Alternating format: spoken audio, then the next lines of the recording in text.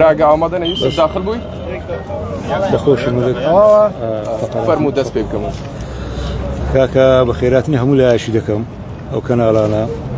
درباري موضوع شكارون كلنوية مدكين لبو شيشة شكو ملايتيا لبر أوي عفتك دبي بيجستا عفتك رابردو أو كرا كرا بوشخوما ناوي هالمد زعفري كونغرس روزنامه‌وانی کردبوو بابەتی خێزانی لۆنگۆ باس کردبوو بەبێ ئەوەی کە برێ ئەنەما هیچ بەڵگەکمان نەبی و ئەمەی تاوانبار کردبوو لەوە مۆزوعی بابرێن ئێستاژە من هاتیم لە پێش ئەو کەناڵانە ڕاستی و دروستی قانونی مۆزوعەکەتان لە ڕۆنکەمەوە بە بەڵگەوە هەمووشمان لەکنە بدایەتی ئەمە کە خزماتیمان کرد خزمی یەکین بەوەی نەبینە خزمی یەکین ئەو کوڕە پرچی منە أما كرة خارجية أما خزمية شنبو زوازين نبي نو خزم بس مع الأسف يعني كأو عفتي رابردو أو شتيك اشتكى ما دام يبقى رأي عام هم يبيني بالنسبة أو موضوع ما هاتين داخوازيان كديك سكم خواه هاي كل بو قسمتين لمزرعة شيء للاي في الرشيلة خطوبة كما كل لقى ما ربرينا كي باشوي خطبه ما ربرينا كما كل اشتكى دركت يعني او ما ربرينا بطاله باشي فتره شكم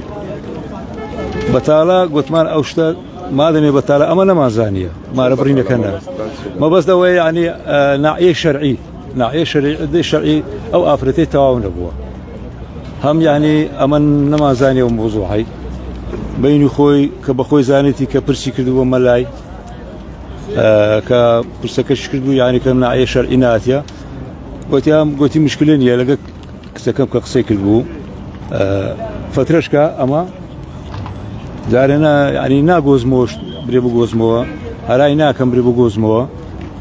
أدي شرعي كيتواو بي دوبارة ملاي دينو ما ربرني كيتواو دكينو باشان دسنا محكمة عقزوازي خو ما دكي اگه تماشای کامera کام کی بلگو سکانی فوتان بخنا دومينيش كا اوشتاو هاي ليدا يعني لناحية او كبرك سكملو فشمان بوا لبروي بعض موضوع ابو لقري بين اخوان باسي كردبو ايدي بو عاجزي قلت امن تازه يعني شو بو زلاميناكم لبروي اشتكي يعني كالورون كردين بوا ام درن بسن مايا والناحية ادشر اشي توان ابو كمارين هات ويا كم زاريش ما ربرينا كينا هاتبو إدي أسان أو شيشة لبين ماما طبعي هاتنا محكمة لا محكمة ليرة محامي من هي باريزر ما هبو أو شيشة ما لو حلقة دادور ليرة قلت بلقي قانوني ثانية أنجو ما ربرينا شملايا ما رأي كشكنا هاتيا لنا عيش شرعي بو أفرتا أما تعويلي لجنة فتواكت محامي وكيل مبوسو لجنة فتواي شركة برده لجنة فتواي لا لجنة فتواي محامي كاتو أو كتابي لجنة فتواي أو بلغكا أو بلغكا لجنة فتوى كقانونية ياسايشة أو بلغكا بابرين كدانشتن لجنة بو ليكورينوايا كر لقيت طلاقنامه بياي يكمي سكم مقسم لبياي يكمي جواز بو طلاقنامه هيوتا أو بلغا أو بلغيش لوسيا لقر أو ما ربرينه كمطابق يعني كل لجنة فتوى دبي سيمانجو دروجة كبري أفرد لا شرعي أو هاليا دابنشي أو دو مانجو سيروجو كدو مانجو سيروجو قلت أو ما ربرينه بتعرض دبي تساوريكا كساوريكن بلان ليري داشتك رويدا أو كسب فشمان بوقتهم ميردي بيناكم لبروي يعني جيان كروجة كدو روجنيا واتلا ملا مارك رابو ملا ماركت بس مارا برينكا لنوع عدة شرعي بو ملاج نيزاني بو أمج نمازاني بو بلكو ملاكا نواتي قاعد بو كباسي طلاق نامي آفرتكي نكردو تمشاو كبزان بتاعي ماري دكا يعني أجد طلاق نامك بدي دبايا أو ملاج ماري ندكر بس رودنا كاميرا ماري ندكر بس أو طلاق نامك يا لقل مارا برينكي موداي بين ينزور كمودو ما نقول سيروش بو يعني أقول ركاليرا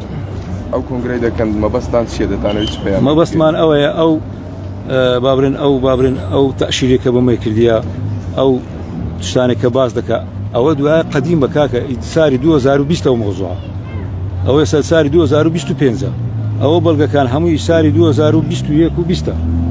کە یعنی یاسا لێژنەی فتووە ئەو مارەیە دەرێ بەتاڵە کتابی دایتەما ئەو ئافرەتە ئوڕە لە خۆی بستۆ ڕێخۆی باشم بسیار لە کاک هەڵمەتیش کرد بەرێ لژنەی فتووە و کاتی کامەچوین لە شاوێستانە مەلە عومەر دیکە پرسیارمان لێ کردوتی هێشتا لەژێر نکاحی توودایە و ناکرێت لە کەسی کەمارە نەخێر ئەوە هیچ ئەساسێکی نییە بە بەڵگە پێ دەرێمەها ئۆت دووبارە ئەوە بەڵگەی لێژنەی فتووای ئەوە لێژنەی فتووای کاکە هەڵمەت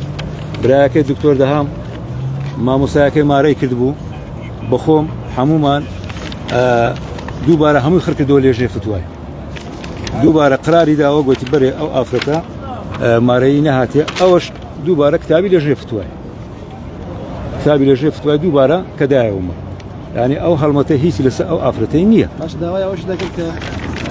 حەقەی بۆ بگەڕێنێتەوەی کە مەسرەفی وەکو ئامادەنە حەقەی کە خەلەل لە ئێوەیە زۆر جوانە ئاگادار نەکراونەتەوە پێش دیا خۆتەوە یعنی چه حەقەشی لەکنەمەیە دەرێ مەسرف صرف کردیا ئەمە لێرەدا ئەوە دوورە لە ڕاستی لەبەرەوەی چکە ئەمەوەشی ئەو مۆزوع ئەڕوویدا بەخۆم 25 مسقازێر لەگە بابم سو تەسمیری دکتۆر دەهامی کرد دکتۆر دەهام جەعفەر تایر کە برا گەورەیەتی زێڕەکە و جرکەکان و هەمووی تەسمیر کردەوە بە ئەمانەتەوە ئەوە ماشە بەخۆ لە سنتەری میهرەبانی دەوام دەکا عیادەی لەوەیە دەتوانن جەنابتەن لقای لەگە بکەن لۆ ڕاستی دروستی ئەوەی کە هیچی لەکنەمە نییە ئەمانەت چ لەکنەوە هەمان دایتەوە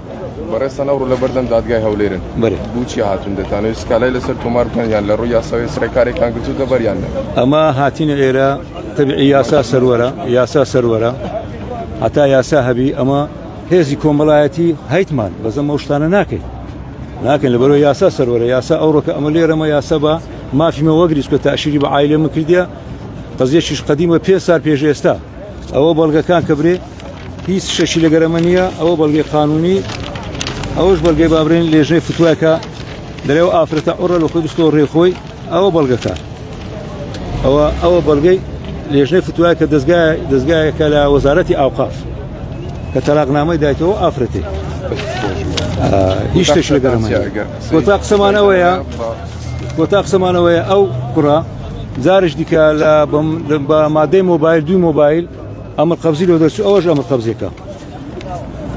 ئەوەش ئەمر قەبزەکەی کە لۆی دەرچووە نازانم لۆ نەژیرە یعنی ئەمر قەبزی لۆ دەرچوو داوای لەسەرە ساری 2023 داواکە شەر پەیوەندی بە بابەتەکەی بەڕێستانەوە بەڵێ نانە هەر نەفسی بابەتە بەسیە ئەو جارە بە مۆبایل ڕسمی براو کردبەوە مۆبایل باشە لە هەمان کاتێک کاکەمەتی داوای دەستگیرکردنیەوە پێ ئەو بۆچی دەگەڕێنەوە دەستگیرکردنی یعنی دەستگیر ئەمە جارێک دەستگیر کرام ئاکەم گازی کردم کە ئەو بەڵگانەی دیت و ئەمە لێ کۆڕینەوە لەسەر کرد بە کەفالەت گوتی تەواو گوتی ئەو ڕاقی قەپات کرد هیچ گوتی مافەشی لە سەرنگۆ نییە لە یاسا ئەمە چوومە یاسای قەزەی عەشایری هیچم لەگەرینە هیچم لەگە نەکردیا ئەمە هەر یاسا سەروەرە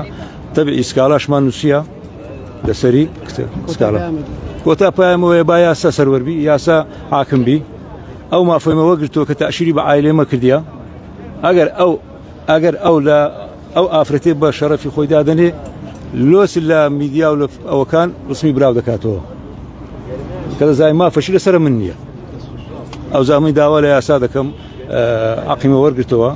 ئەمە هەر یاسا بە سەروەری خۆمان دەزانین و بە عەشائیر ئەمە هیچ شتێکمان نەکردیا لەبەرەوە یاسا هەیە یاسا چاوەڕێ دەکەم مافیمە وەرگرتەوە ئەو کوڕە ینی عەقی خۆی لێ وەرگیری